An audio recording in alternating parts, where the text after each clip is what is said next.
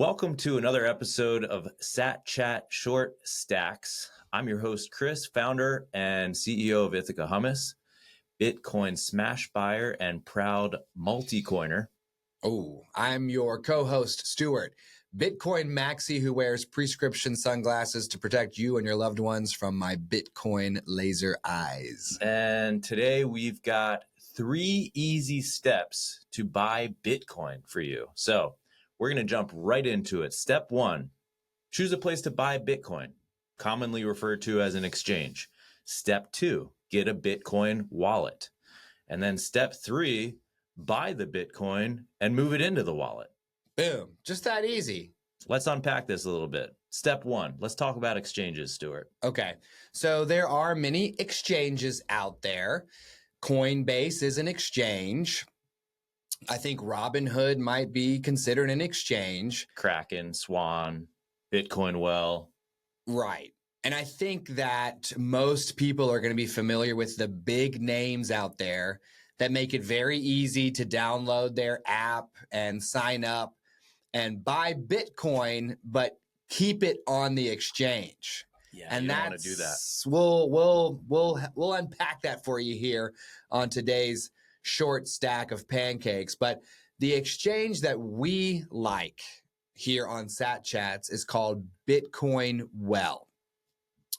Bitcoin Well is a good, clean, Canadian, publicly traded company that sells you real Bitcoin. And here's what I mean by that.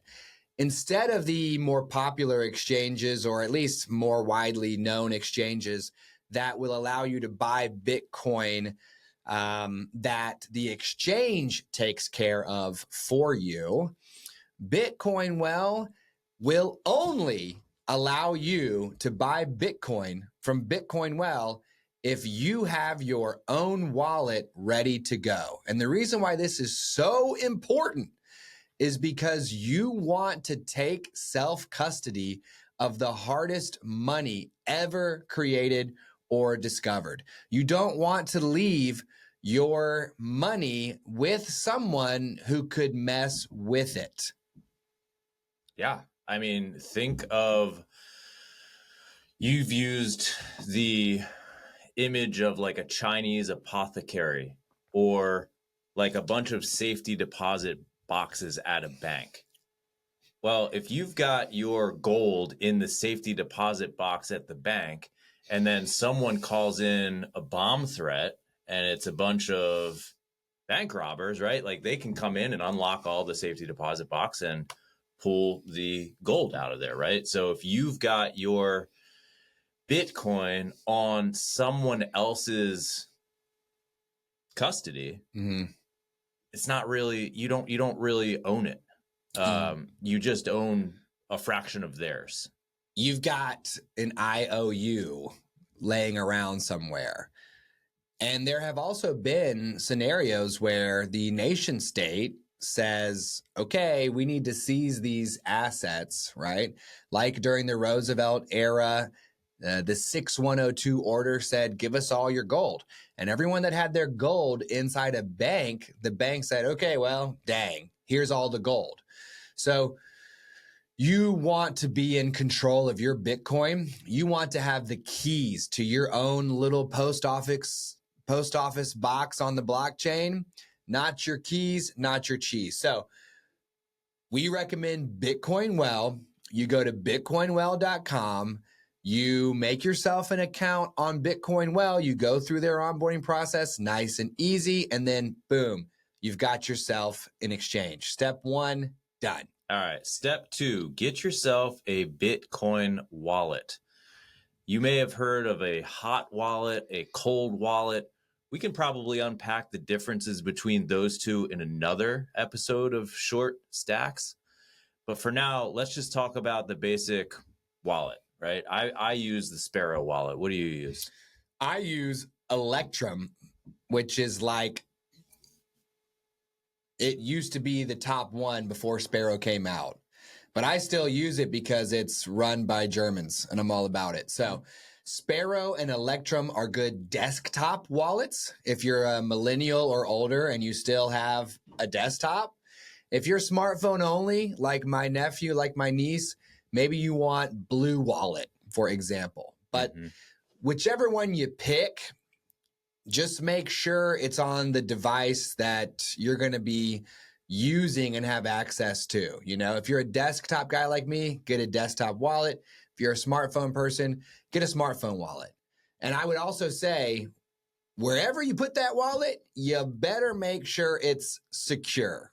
And that will be a topic for another short stack, but just secure it. So recommended wallets, we've got Electrum, Sparrow, Blue Wallet. Think of the wallet as how you interface with the blockchain, which is actually where your Bitcoin exists. The Bitcoin isn't in your wallet, but you need a way to interface with the blockchain that's not you physically going in and trying to make sense out of the blockchain yourself.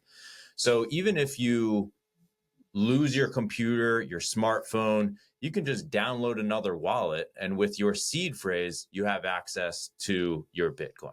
Yeah. So it's really important to point out that when you create a wallet, and again, this is as easy as downloading a banking app and logging in or setting up an account for the first time. You just download it to your laptop or to your phone.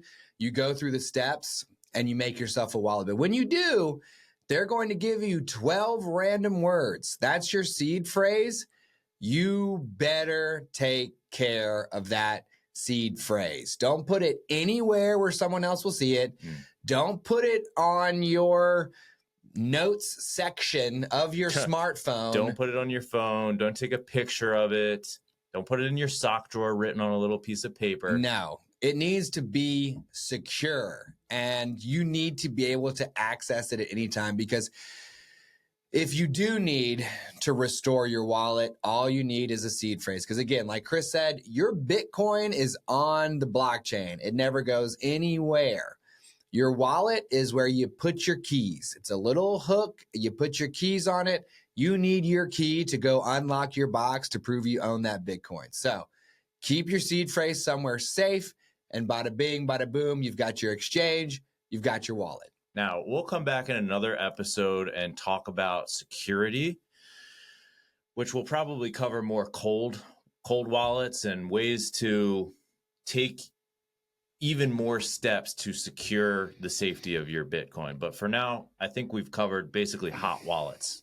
Yeah, get you an exchange, get you a wallet. Okay.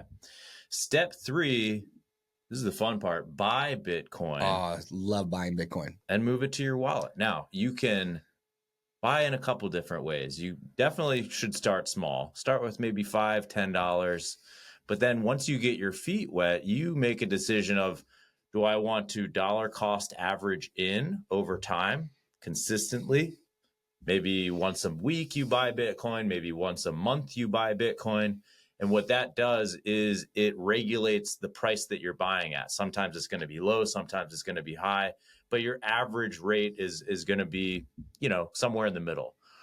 Or you can just go in there and scoop up as much Bitcoin as you can and do what's called smash buying, which is my favorite way to do it. So what do you think, Stuart? So those are buying strategies, which is good.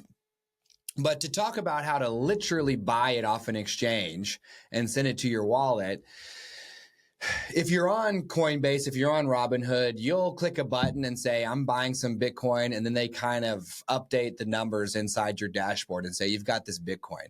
And when you're ready, you need to take the extra step of saying, well, can you please send the Bitcoin to my self-custody wallet so that I can control it? And that'll come with some fees, and you have to remember to do it. And they're hoping, well, I don't know, I can't speak for them, but it's kind of like they're hoping you don't.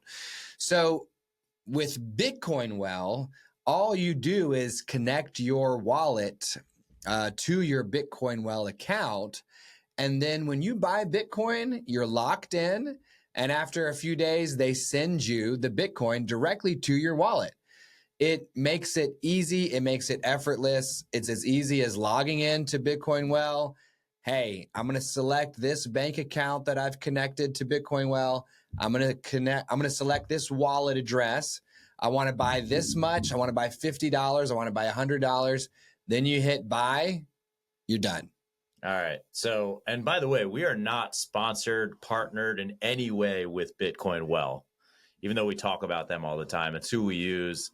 Chantel, email me back. I'm trying to buy some more Bitcoin. Let's go. Deal? He's ready to smash buy. All right. So let's review what we've covered.